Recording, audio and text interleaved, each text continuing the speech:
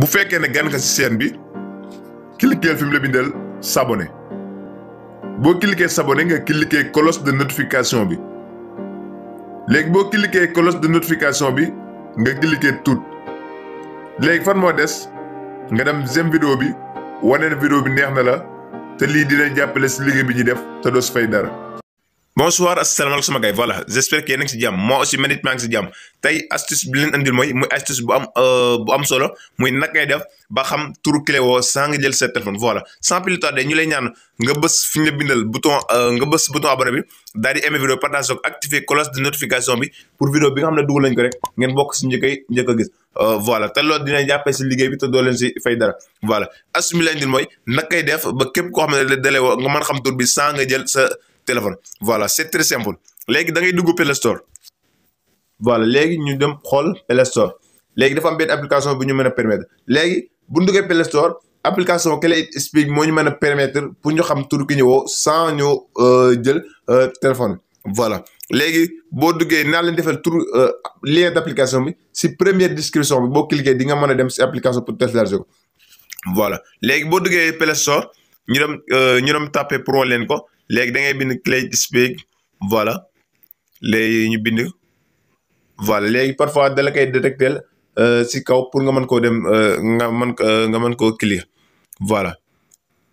voilà léegi application bi dañ koo télécharger ba pare moo tax dañuy laaj ouvrir mais bu doon yow yaa dugg pour télécharger ko da lay laaj télécharger pour nga mën a dem télécharger ko mais comme que ñoom télécharger ko ba pare dañu mën a laajaat télécharger mais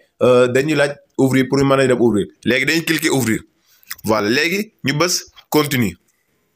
voilà parce que dañ koy doog a télécharge léegi nañ bës continue léegi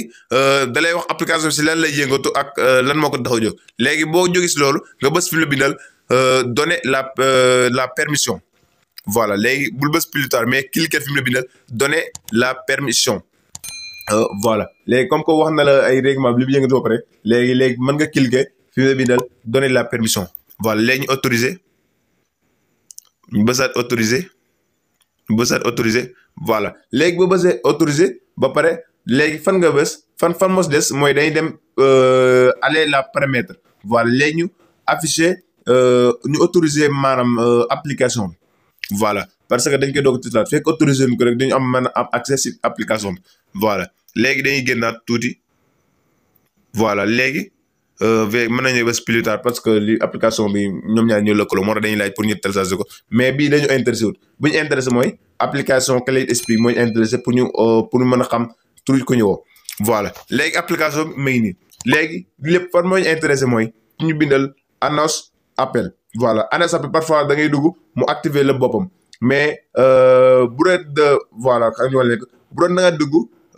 voilà mu désactiver nii léegi yow yaa koy activer pour képp koo xam ne dalee woo rek mu wax la turu clé woo sans nga jël téléphone léegi lan moo des mooy dañuy dem ñu régler voilà ñu régler vitesse bi voilà ak son voilà léegi dañuy dem si suuf annonce les paramètres voilà léegi fan la ñuy dem mooy fan la ñuy xool muy annonce de vitesse voilà léegi annonce de vitesse da lay indil parfois nag bu duggee da lay détecter maanaam original bi da lay defal par défaut voilà mais boo defee très lent maam annonce bi day yéex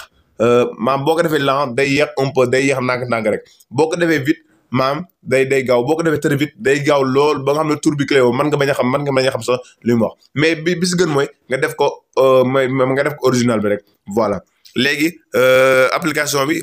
mu ngi nii boo ko defee annonce appel képp koo xam ne dalee woo rek di nga mën a xam turu clé woo voilà boo activé flash bi même temps clé woo flash bi dafay tàkkaale bu la neex activé annonce SMS bu la neex activé annonce WhatsApp voilà sama gars yi jaa ngeen jëf